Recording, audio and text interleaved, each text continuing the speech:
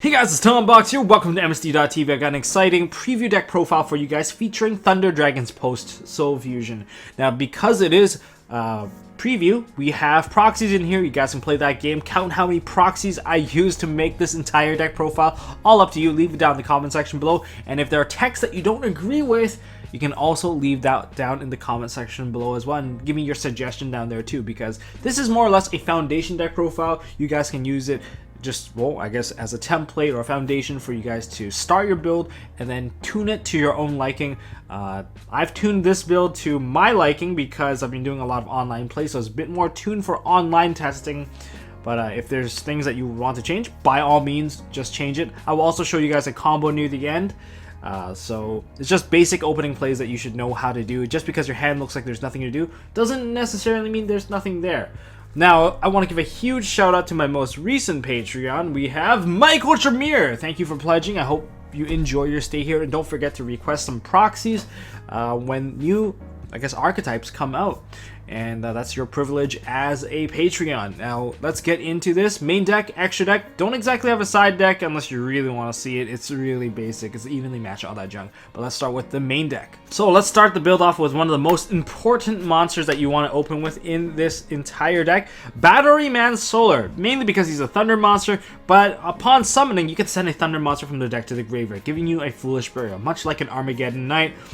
Now, when you do summon a Thunder monster onto your side of the field, whether it be normal or special summon, you get to put out a level 1 Thunder token.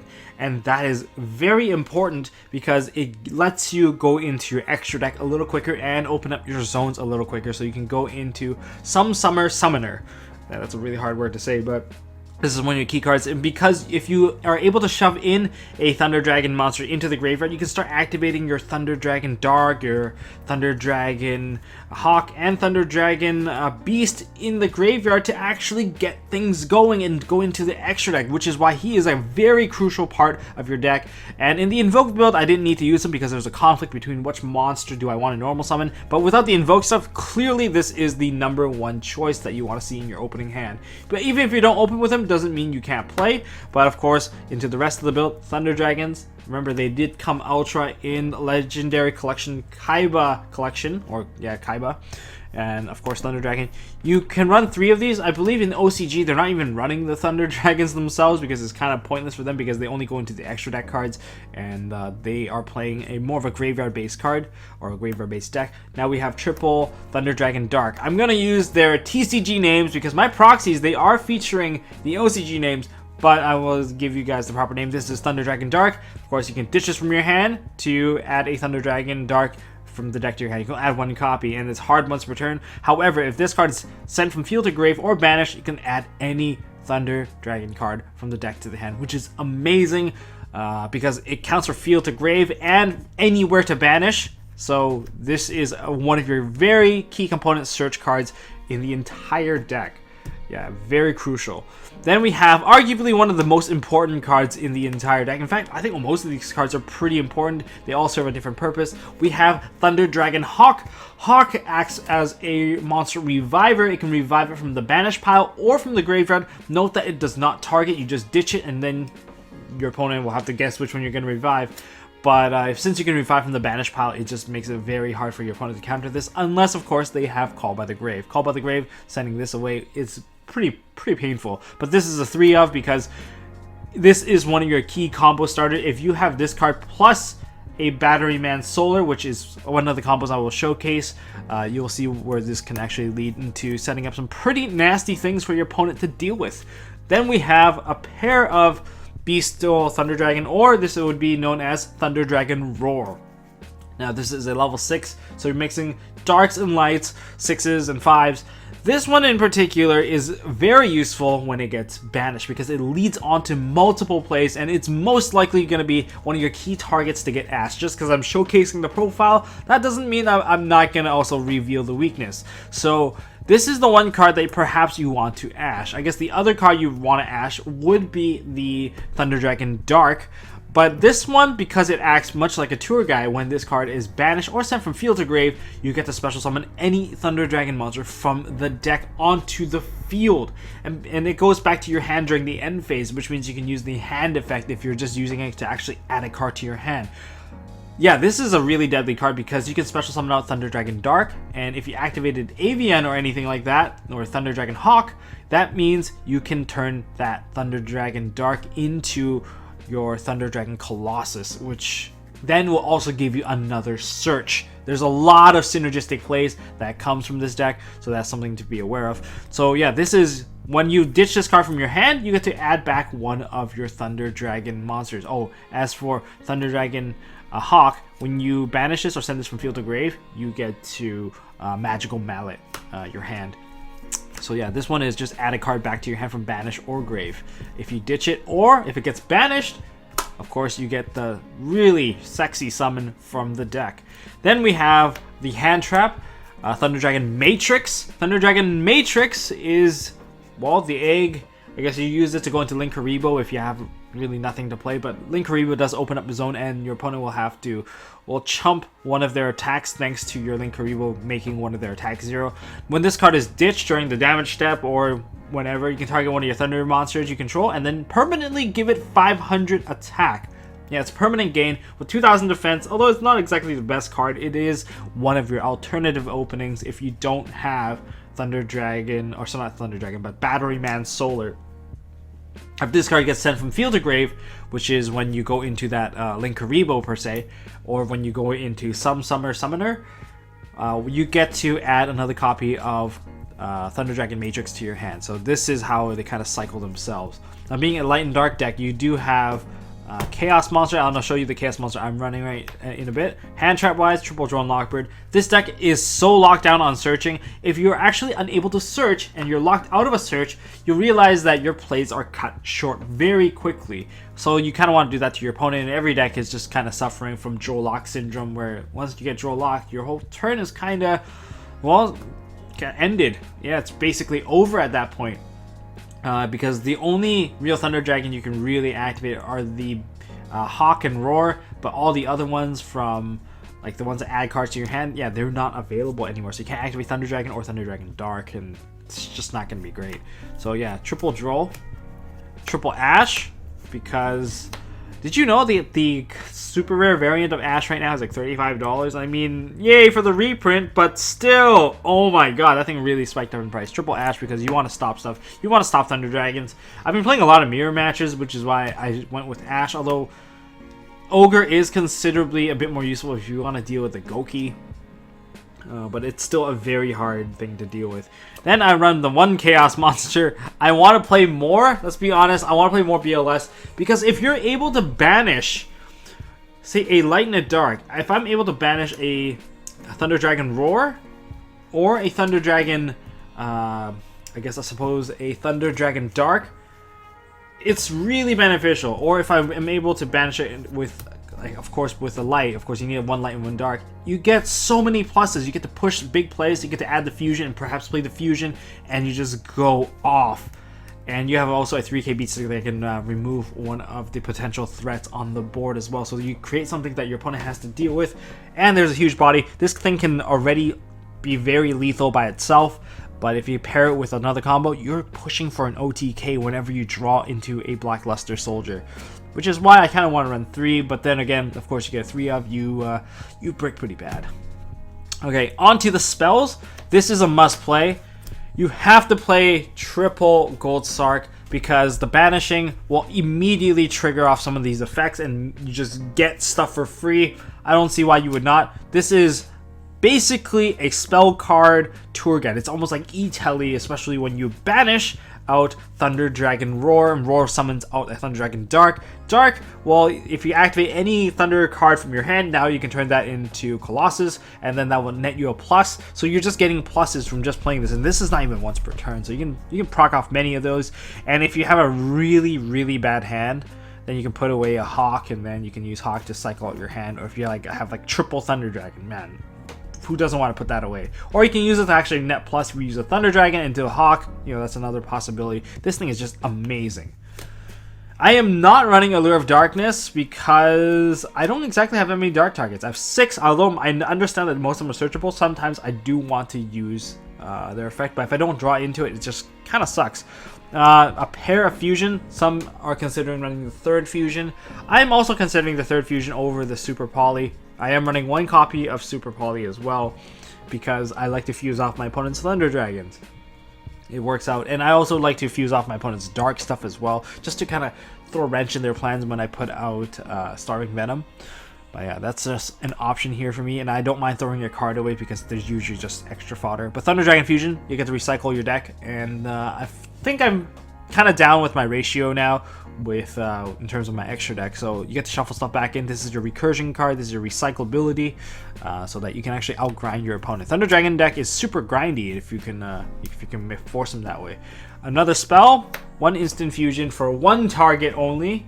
My one target is a Kaimaniri attack because of the summoning condition of Thunder Dragon Titan, which can technically open up your hand if it's really bad. A pair of Call by the Grave, it's 2 of because, well, it's semi-limited to 2. Now for my variant here, I'm testing out Scapegoat. I'm actually kind of fond of Scapegoat, to be honest. Scapegoat has let me almost U-board my opponent. I just don't have the ability to fully U them unless I have like a full-on like Link Spider all the way to Nightmare Mermaid, but that's just another thing. But of course you can go into your utility Nightmare monsters. That's kind of where this goes with the Scapegoat. I'm trying to figure out if I want to go more heavy on like dedicating more space to the Scapegoat and play a Boral Load and Boral Sword. And onto my traps, I'm playing triple Rivalry of Warlords. This card does not affect you too much. Of course, there are some contradictions in here. You guys are going to point out, oh, the BLS is a contradiction. Most of the extra deck is possibly a contradiction. And I wouldn't say you're wrong, but even if you have that contradiction, it's not too bad because the Thunder Dragon stuff, if this is flip face up, you're still able to fully play your Thunder Dragon extra deck anyway, and that's where the win condition is at regardless. And for the last one, Infinite Impermanence, a pair of that because I just want to turn off my opponent's monsters more so than ever because losing the ability to search really sucks, and I need something that I can activate on my own turn, although I could consider Chalice. Now note that there is another tech card available. One, if you want to deal with Sky Striker, that card is called Forbidden Lance. If you get out Thunder Dragon Colossus onto the board, you lance that, it's almost impossible to kill. They need a Kaiju or something because they need to negate it, but now you're unaffected by spells and traps, so what are they going to do? So that's mainly the main deck, and now let's go into the extra deck. Alright, extra deck. Oh, pretty little sleeves here. Oh, where do you get these DT sleeves? Well, these are Imperium Duelist Illusion Effect sleeves. You guys can go check it out. I voiced it out this time, so you guys don't have to ask me in the comment. So, let's start off with the main monster here. We have triple Thunder Dragon Colossus. I believe this is Colossus, this is not Titan. I keep on mixing up the two because I always think like Titan is like smaller than the Colossus, you know, Colossus. But this is your anti-searcher. Your opponent cannot search. It's one-sided mistake and self-protected by battle and card effect as long as you have a Thunder monster to banish. And he's super easy to summon. You just have to activate a card that is a Thunder monster from your hand, and then as long as you're controlling a non-fusion Thunder monster, you are good to go. And let's take a look at this. So pretty. Yeah, this came out pretty nicely. So yeah, this is your main monster, and of course to recycle these, pretty easy. Just super, or not super poly, but Thunder Dragon poly back into the extra deck. It's that simple. You get to recycle out your stuff. And then of course if you lance this card, oh, this thing is really hard to kill. Then I'm running a pair of Thunder Dragon Titan. Now, Titan is a bit special in this case because technically you only really need one to start cycling back your Thunder Dragon Colossus. But the problem is if you're forced to burn one, and if you don't have another one, then you can't really use Thunder Dragon Fusion to actually recycle your cards. I just realized, I tried it before and I realized I actually needed the second copy more than one occasion for me for me to extend my play. Although usually you fusion summon this out with the Thunder Dragon fusion, or sometimes you might even use the effect to actually get it out. Because if you use the effect to get it out, that's when you burn your first one, and then you won't have the Thunder Dragon fusion available anymore. And that's the part that really sucks. The only way for you to cycle this card back in is if you Thunder Dragon fusion this card plus a regular Thunder Dragon for a copy of Colossus, which is a little iffy sometimes. Doesn't come up as often, but anyways, this is your popper. You activate a Thunder monster from your hand. You can chain this card, but remember, your opponent can ash you or interrupt the chain, and then you can't chain this on top. This has to chain right after, very much similar to a Paleozoic activating from the graveyard. So that's the ruling bit here. Here's a fun card I'm playing. In a more competitive setting, I might not even run this unless darks are super rampant. If they aren't, then I would run another copy of Some Summer Summoner. For this particular card, it's just 2 darks. You just super poly it out, and you have darks yourselves. You can use it to push for game, and because it gains attack for one of the monster your opponent controls, it's not too bad. It's a really big beat stick. Instant fusion target, Chimeneary attack. I believe this card is really expensive now. I don't know why. Well, I guess I know why. I'm doing the profile on the deck. Linkaribo, you have to play this card, and because it is one of your Link 1s that lets you use your Thunder Dragon Matrix and go into this. You also run Scapegoats too, and this is a card for Scapegoat, which is Link Spider. Now, time for my one-off card here, which is Some Summer Summoner. I guess you guys can't really see the text thanks to the lighting. Of course, this is the OCG name. But for this particular card, it just lets you special summon out a Thunder monster in your graveyard to a zone that this card points to. It does point to the bottom left, bottom right. So you get a free monster. It's not too bad, especially when they get sent to the graveyard. Well, guess what? For your Thunder Dragon monsters, they get to add cards and start doing things. It's pretty nice. This card's usually going to die.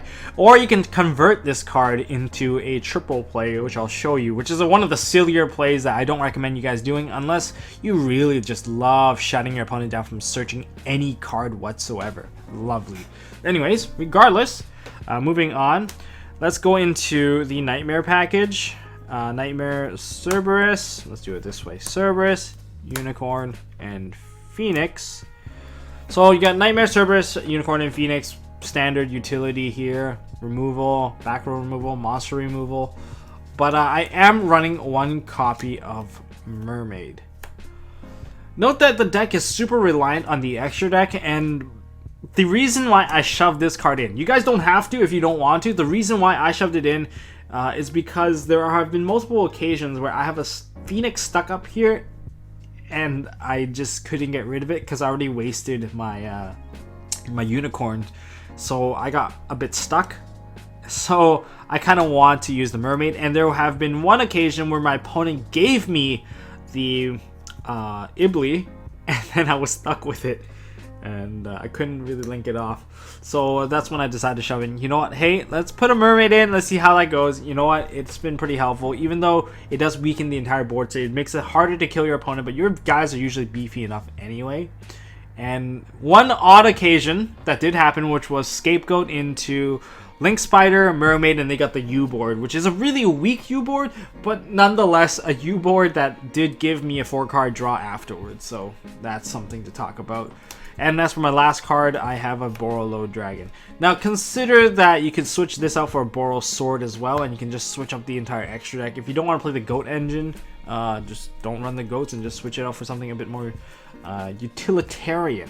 But that kind of covers up the deck profile. Hopefully I have it listed on the side over there. And let's go into some combos. Now before I continue, I kind of want to explain to you what do you want to see in your opening hand. These are the cards you want to see in your opening hand. They're pretty good, especially when you're going first. This is most ideal. This is second ideal because you can normal summon this card and try to make a different play, especially when you already have a Thunder Dragon in hand. If you already had a Thunder Dragon in hand, that means you can turn this immediately into the Colossus.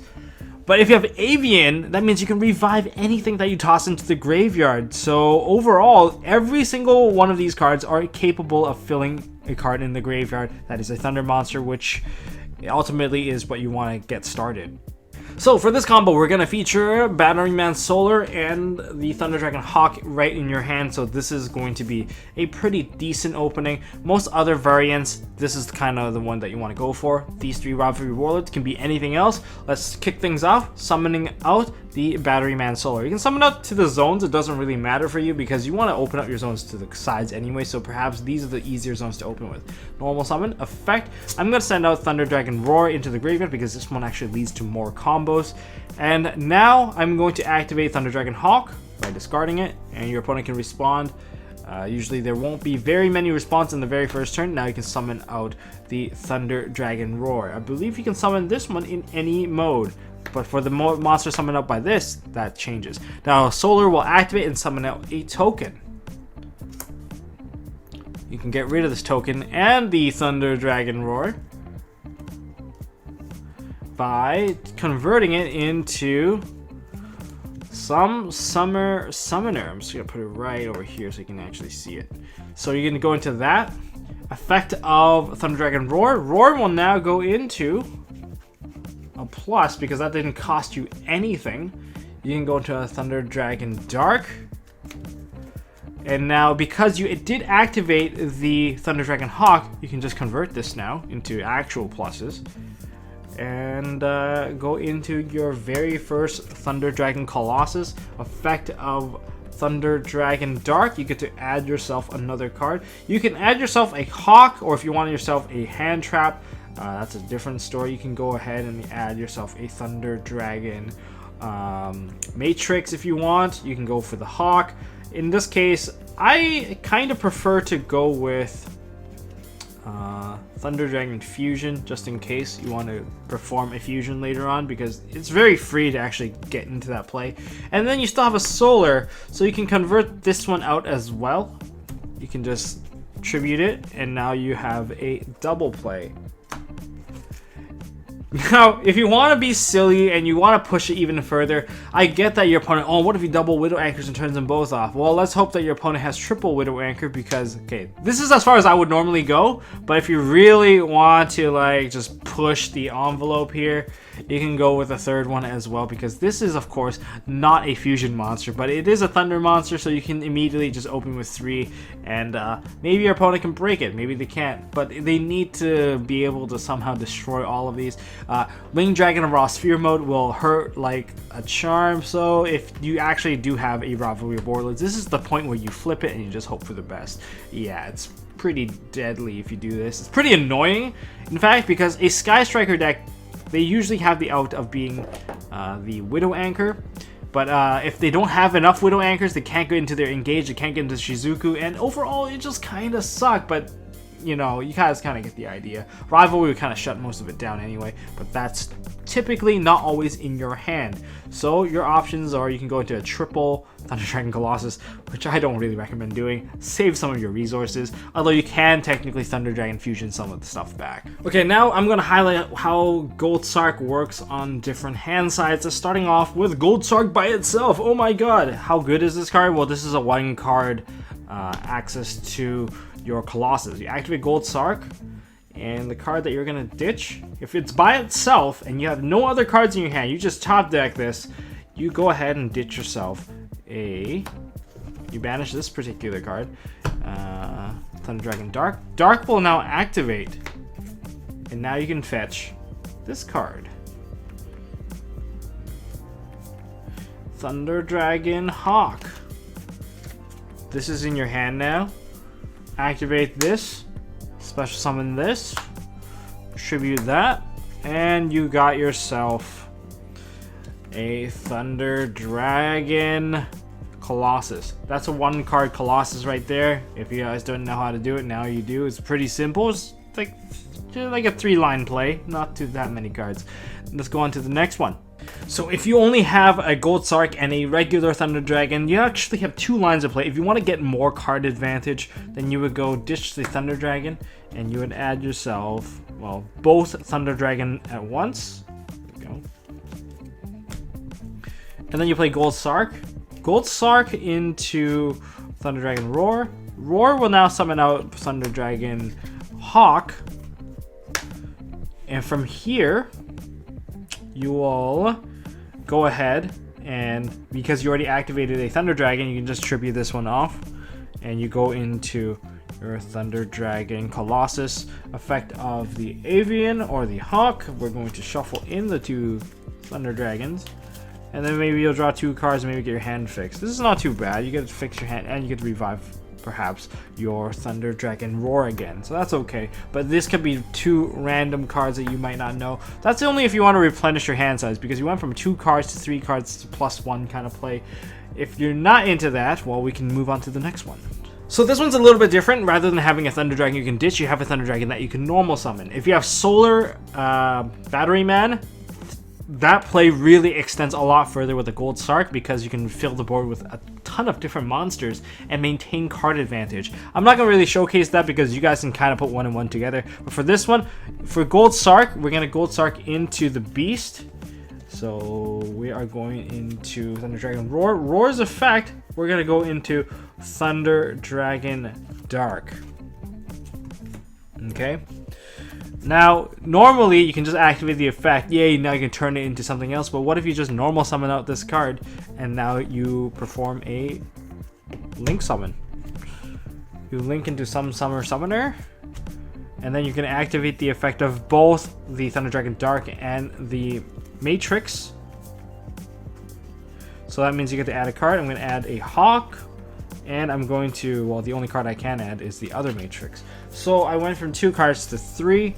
I want to maintain a bit more advantage here. So I'm going to activate the Thunder Dragon Hawk, and I'm going to revive a card. Now, here's the choice that I can make. I can revive this particular card, and then I get to special summon it again out later. That is a possibility, but then you lose the Gold Sark back to your hand, which is not too bad. Or you can just go straight into the Thunder Dragon Dark, and you can still use it to protect your monster. But there is an advantage of putting this one back in out. Now that you've revived it, now you can turn this card into the Thunder Dragon Colossus, and then during your opponent's phase, during their turn, you can use the effect of Summoner, and then you just special summon out this onto the field. Now, if this card gets destroyed or sent to the graveyard or banished, well, you know how that works. You get to go into the deck and start spamming out more and more cards and help you regain card advantage. And that's only through 2 cards. In other words, this particular play still has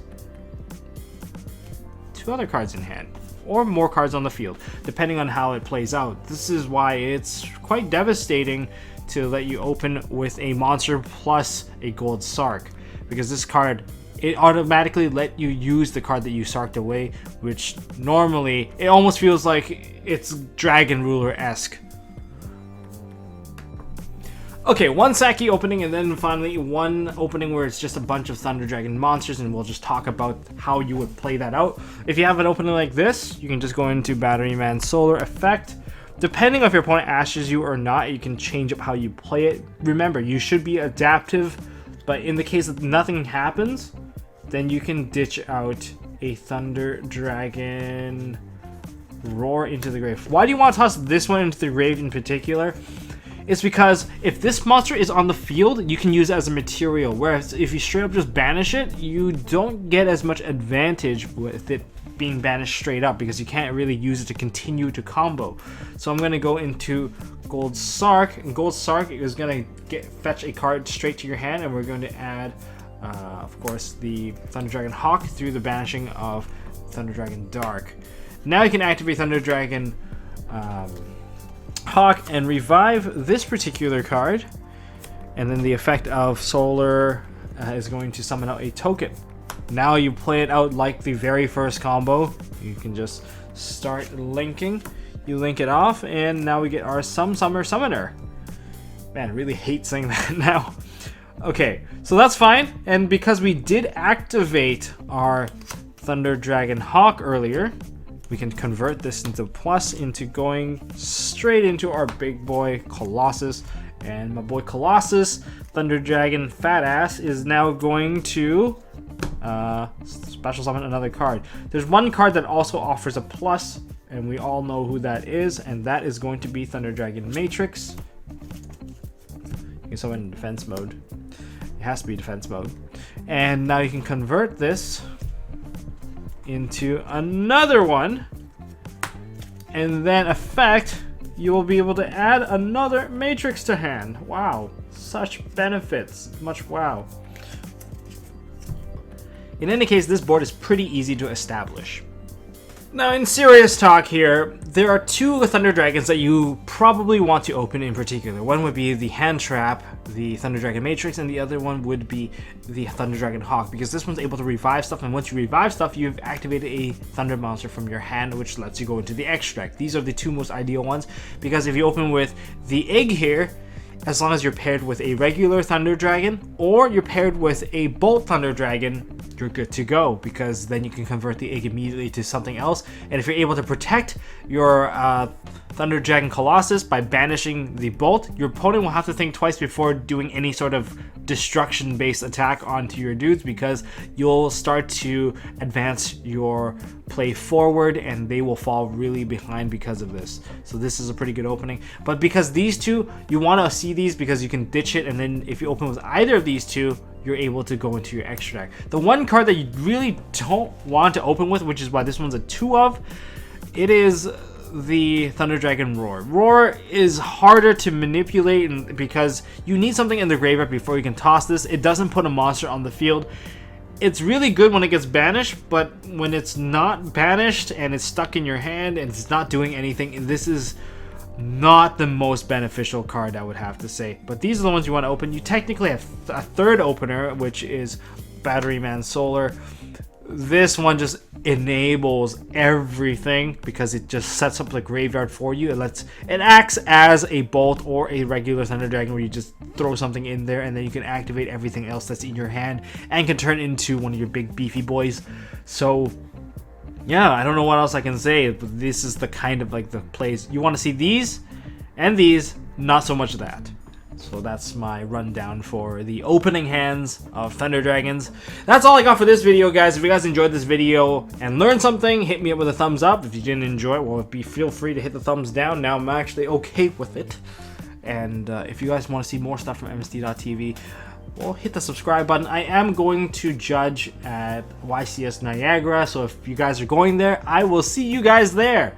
I'm going to be busy, so you can kind of talk to me after hours, perhaps, if you guys are there. I'm open to, I don't know, meeting up with you guys. If you guys are also judging there, well, come on, man. Let's come and do a video together and have a little fun.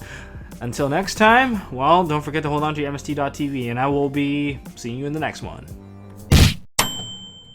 Hey guys, thanks for watching. If you like this video, please drop us a like so we know we are doing a good job, and you can also subscribe to MST.TV for more fantastic videos by clicking on the button on the left. Don't forget to check out our partners at Imperium Duelist. They make really high quality mats, including some of my own limited edition release stuff. And if you want to check out one of our past videos, click here on the right. As always, don't forget to hold on to your MST.TV, and I'll see you next time.